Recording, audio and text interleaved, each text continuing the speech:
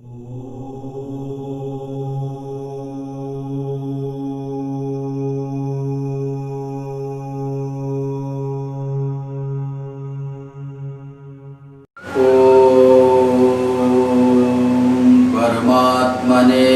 नमः। शास्त्र चिंतन में आपका स्वागत है। आज का चिंतन बिंदु है श्रावणी, उपाकर्म एवं रक्षाबंधन। ये एक ही पर्व के तीन नाम हैं। श्रावणी, श्रावण से संबंधित यह पूर्णिमा का विशेषण है, इसलिए इसको श्रावणी बोलते हैं। श्रावणी पूर्णिमा अर्थात श्रावण में जैसे मेघ जल की वृष्टि करते हैं, भगवान शंकर सुख संपत्ति ऐश्वर्य की वृष्टि करते हैं, इसी प्रकार से ये जो श्रावणी पर्व है, ये श्रावणी पर्व भी संस्कार की वृष्टि करता है जीव के अंदर। तो श्रावण से संबंधित अर्थात श्रावण की पूर्णिमा को श्रावणी कहते हैं, इसलिए इस पर्व का नाम एक श्रावणी पर्व है। शास्त्रों में श्रावणी पर्व के नाम से जानते हैं। दूसरा इसका नाम उपाकर्म है। यह एक वैदिक संस्कार है। ये दो चरणों में विभक्त है। देखिए, वैदिक काल में तो ब्राह्मण, क्षत्रिय, वैश्य ये तीनों वर्ण समान रूप से इस संस्कार का पालन करते थे, किंतु वर्तमान युग में ऐसा देखने को मिलता है कि तीर्थों में, संस्कृत महाविद्यालयों में, गुरुकुलों में या जो प्रौढ़ पंडित हैं, ऐसे तीर्थों में वही लोग इस वैदिक परंपरा का निर्वाह कर रहे हैं। सामान्यतया इस संस्कार का लोप हो गया है। उपाकर्म ये दो भागों में विभक्त होता है। आइए हम जाने। पहला चरण है कि ये समस्त गुरुजन अपने अपने शिष्यों के साथ में जो पुण्य सलिला नदी हैं, गंगा, यमुना, कावेरी, सरस्वती, क्षिप्रा, नर्मदा इत्यादि, इन नदियों में, तीर्थों में, जलाशयों में जाते हैं और वहाँ जाकर के स्नान करते हैं। स्नान भी ये बड़ा दिव्य स्नान माना जाता है। ये पंचगव्य से स्नान किया जाता है। पंचगव्य का मतलब है गोदुग्ध, गोदधि, गोघृत, गोमूत्र और गोगोबर। इन पांच चीजों को मिलकर के पंचगव्य कहा जाता है। इन पंचगव्यों का सेवन भी किया जाता है और उनसे स्नान भी किया जाता है। इससे शारीरिक, मानसिक दोनों प्रकार की शुद्धि हो जाती है। इसलिए इस स्नान का विशेष महत्व होता है। तो पहला चरण बड़े संकल्प के साथ में पहले सामान्य स्नान करते हैं। सामान्य स्नान करने के बाद में पंचगव्य से स्नान किया जाता है। पंचगव्य से स्नान करने के बाद में वहीं तीर्थों के जल में ही खड़े होकर के गुरुजी एक विशेष प्रकार का संकल्प होता है। ये संकल्प प्रतिदिन नहीं होता। ये कर्म केवल जो उपाकर्म है, साल में एक ही दिन, जो श्रावणी के दिन, जो रक्षाबंधन के दिन ही किया जाता है। इसको उपाकर्म इसीलिए बोलते हैं कि साल भर में जान में, अनजान में जो हमसे गलतियां हो गई हैं, जो हमसे भूल हो गए हैं, या जो हमारे कुछ पाप हमसे कुछ बन गए हैं, उन सभी पापों का प्रायश्चित इसी दिन गुरुजन संकल्प कराते हैं और उस संकल्प में वो पाप जो हमसे बने हैं उनका नाम लिया जाता है और ऐसा संकल्प किया जाता है कि जो हो गया, आज के पश्चात में हम इसकी पुनरावृत्ति नहीं करेंगे। ऐसा संकल्प लेकर के पुनः उस तीर्थ में स्नान किया जाता है और स्नान करने के बाद में उन्हें वहीं उसी तीर्थ के स्थान नारायण जल में केवल नाभि तक जल में खड़े होकर के गायत्री, संध्या वंदन और भगवान भास्कर को अर्घ्य देते हैं। अर्घ्य देने के पश्चात में ये कार्य यही संपन्न होता है। अब दूसरा चरण गुरुजनों के साथ में ही संस्कृत विद्यालयों में या कहीं देवालयों में या नारायण गुरुकुलों में, जहाँ जैसी व्यवस्था होती है, व्यवस्था के अनुसार गुरुजनों के साथ में ही वो शिष्य सभी आते हैं और यहाँ ऋषि पूजन किया जाता है। इस ऋषि पूजन का विशेष महत्व है। इसी समय में, स्नान के समय में उपनयन अर्थात जनेऊ जिसको बोलते हैं, उस उपनयन का भी परिवर्तन किया जाता है। जो पुराना उपनयन हो जाता है जनेऊ, उसको गच्छ गच्छ, इस प्रकार से समुद्रम गच्छ स्वाहा ऐसा कह करके उसका परित्याग कर दिया जाता है और नूतन गायत्री मंत्र बोल करके उसको धारण कर लिया जाता है। तो संस्कृत के जो प्रौढ़ विद्वान हैं वो इस बात को सब जानते हैं और उपनयन का मंत्र है, उस मंत्र पूर्वक उसको धारण करते हैं। इसके बाद में जब यहाँ आकर के गुरुजनों की देख रेख में एक पंडित विद्वान संकल्प बोलते हैं और उसके साथ में जितने भी शिष्य हैं वो सब मिल करके ऋषियों का पूजन करते हैं। इसमें हमारे जो भी ऋषि हैं, ऋषि परंपरा से, उन सभी ऋषियों का पूजन किया जाता है। और पूजन करने के बाद में जो मैं पहले आपको बता चुका हूँ, उसी जो हमसे जान में, अनजान में, साल में हमसे कुछ गलतियाँ हो गई हैं, जो हमसे भूलें हो गई हैं, जो हमसे कुछ पाप बन गए हैं, उनका अघमर्षण किया जाता है, उनको गुरुजनों के सामने बताया जाता है और उसकी पुनरावृत्ति न हो इसका संकल्प किया जाता है। देखो शास्त्रों में एक बात बार बार में आई, हमसे कभी भी कोई गलती हो जाए, भूल हो जाए, कोई पाप हो जाए तो उसको छिपाना नहीं चाहिए। छिपाने से वो पाप की वृद्धि होती है और वो यदि हम किसी को बता दें, ज़्यादा से ज़्यादा बता दें, तो बताने से वो पाप बट जाता है, इसलिए पाप कम हो जाता है।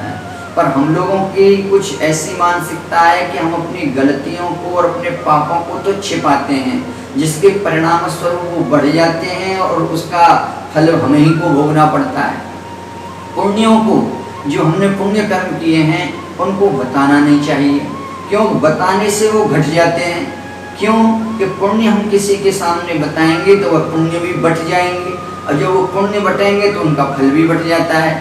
इसलिए शास्त्रों में ये बात आई कि पुण्यों को, जो भी हम धर्म कर्म करते हैं, शुभ कर्म करते हैं, सत्कर्म करते हैं, उनको छिपा करके करना चाहिए, उनको बताना नहीं चाहिए। बताने से वो बढ़ जाता है अर्थात घट जाता है, पुण्य कम हो जाता है। और जो पाप है उसको छिपाना नहीं चाहिए, उसको ज़्यादा से ज़्यादा प्रकाशित करना चाहिए, बताना चाहिए। जितने ज़्यादा लोगों में हम उसको बता देंगे वो उतना बढ़ जाएगा, अर्थात उसका जो पाप है, उसका जो फल है वो हमें कम लगेगा। इसलिए उस पाप को गुरुजनों के सामने बताया जाता है और बता करके उसका ये संकल्प लिया जाता है कि अब जो हो गया, आज से पुनः इस पाप की पुनरावृत्ति नहीं होगी। ये अघमर्षण होता है। इस प्रकार से साल भर में जो हमसे कुछ भूलें गलती हुई हैं वो ऋषि पूजन करके, गुरुजनों के आशीर्वाद से, गुरुजनों को दंडवत प्रणाम करके आशीर्वाद लिया जाता है। और यहाँ ये जो रक्षा सूत्र बांधा जाता है, ये जो रक्षा सूत्र है, गुरुजन एक आत्मविद्या के माध्यम से, गुरुजनों के पास में आत्मविद्या होती है, तो विद्या की शक्ति से गुरुजनों के शिष्यों के सर पर हाथ रखते हैं और उनके रक्षा सूत्र का विधान करते हैं। वो रक्षा सूत्र कि ये हम आध्यात्म विद्या के माध्यम से, अपने ज्ञान शक्ति के माध्यम से तुम्हें आशीर्वाद देते हैं, तुम समाज में फूलो फलो और तुम्हारी विद्या सफल हो। अच्छा, और पुनः गुरुजनों से आशीर्वाद लेकर के फिर शिष्य भी गुरुजनों के हाथ में नारायण कलावा बांधते हैं, रक्षा सूत्र बांधते हैं। उनकी ये भावना रहती है कि गुरुजन हमारी रक्षा करें। तो ये इस प्रकार से गुरुजन अपने शिष्यों के रक्षा सूत्र का विधान करते हैं, बांधते हैं, और शिष्य अपने गुरुजनों के। ये परंपरा गाँव में भी देखी जाती है। जो हमारे कुल पुरोहित होते हैं वो घरों में आते हैं और रक्षा सूत्र का विधान करते हैं। तो ये जो परंपरा है ये वैदिक परंपरा है, ये सामान्यतया प्रचलित समाज में इस समय नहीं है, ये लुप्त प्राय हो गई है। जो संस्कृत के प्रौढ़ विद्वान हैं इस परंपरा को वही जानते हैं। आइए अब जो पौराणिक काल में इसको हम जो जानते हैं, इसका तीसरा नाम रक्षाबंधनी पड़ गया है। इसकी पौराणिक कथा ये है, कश्यप ऋषि की दो पत्नियां थीं। एक तो दिति से जो हुए वो दैत्य कहलाए, दानव कहलाए, और अदिति से जो हुए आदित्याः अर्थात देवता कहलाए। तो यद्यपि ये देवता, देव और दानव दोनों सगे भाई हैं, केवल माँ का ही भेद है, माँ दोनों की अलग अलग हैं, भिन्न भिन्न हैं, पर इनमें सुख संपत्ति के ऊपर, स्वर्ग के ऊपर कलह, झगड़ा, उपद्रव होता रहता है। यही देवासुर संग्राम है। तो एक बार की बात, देवताओं के ऊपर स्वर्ग में धावा बोल दिया और महाराज बलि जो दानवेंद्र हैं, दानवेंद्र बलि स्वर्ग के सार्वभौम सम्राट बन गए। देवता अपनी सुख संपत्ति से रहित हो गई। पुनः माँ दिति ने बड़ा सुंदर व्रत किया। उस व्रत के प्रभाव से स्वयं नारायण उपेंद्र बन करके, वामन बन करके उनके घर में आए हैं। उन्होंने वामन अवतार लिया है भगवान का।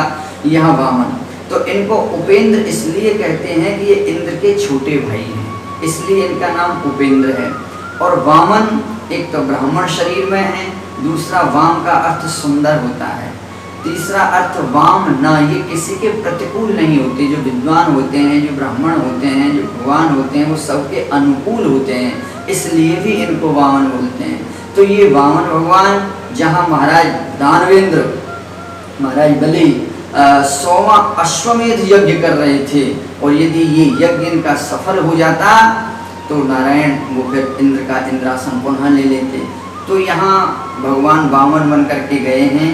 महाराज बलि ने अपना सर्वस्व उनके चरणों में निछावर कर दिया।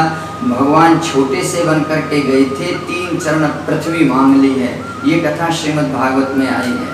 तो उस समय तो महाराज बलि ने कहा कि मैं इतना बड़ा सार्वभौम सम्राट हूँ, तीनों लोगों का राजा हूँ, क्या आप अपने छोटे छोटे पाँवों से 3 पद पृथ्वी मांग रहे हैं? अरे आपको मांगने में नहीं, मुझे देने में शर्म आ रही है। किंतु भगवान मुस्कुराए कि ये तो थोड़ी देर में पता लग जाएगा इस सृष्टि का मालिक हम हैं या आप हैं। खैर भगवान ने अपने दोनों चरणों से आकाश पाताल सबको नाप लिया। पुनः शुक्राचार्य जी के कहने से महाराज बलि ने अपना ये जो शरीर है ये भी नपवा दिया। तो उस समय पर जो अपना सर्वस्व भगवान के चरणों में दान कर देता है उसको बलिदान बोलते हैं। बलिदान का अर्थ ही होता है जो अपना सर्वस्व भगवान के चरणों में समर्पित कर दे। तो उसी समय पर यहाँ महाराज बलि को तो कहा, इस समय जो वर्तमान में इंद्र हैं उनका नाम पुरंदर है। देखिए इंद्र कोई नाम नहीं है, इंद्र एक पदवी का नाम है। वर्तमान में जो इस समय इंद्र हैं इनका नाम पुरंदर है, और आगे भविष्य में जो इंद्र होंगे वो महाराज बलि इंद्र बनेंगे। तो भगवान ने उनको ये समझाया कि राजन अभी आपकी तपस्या में कमी है, आप तो इस तपस्या को बढ़ाओ, और वर्तमान में जो पुरंदर नाम के इंद्र हैं उनके अभी भोग भोगने बाकी हैं, इसलिए उनको उनके भोगों को भोग लेने दीजिए, तब तक आप जाइए पाताल लोक में राज कीजिए।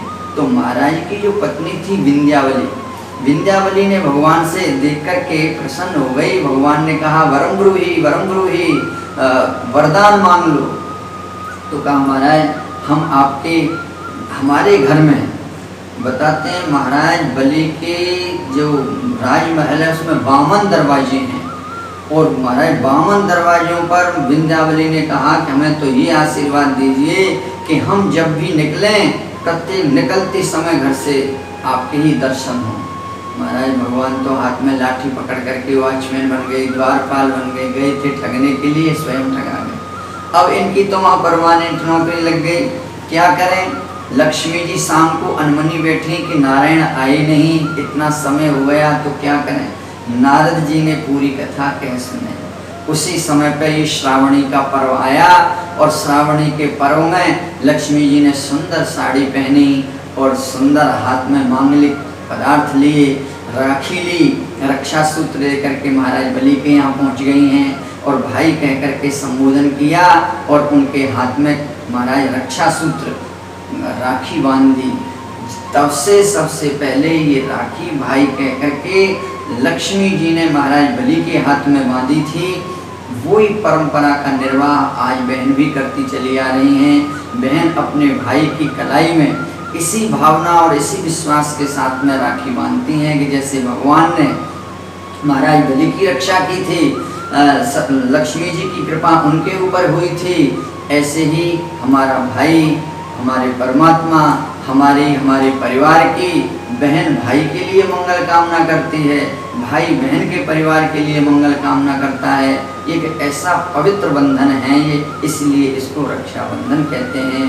तभी से ये रक्षाबंधन का पावन पर्व हम आप सभी लोग मिल करके मनाते हुए चले आ रहे हैं। रक्षाबंधन के पावन पर्व की मैं आप सब लोगों को बहुत बहुत बधाई देता हूँ। इन्हीं शब्दों के साथ में जय श्री कृष्ण, राधे राधे।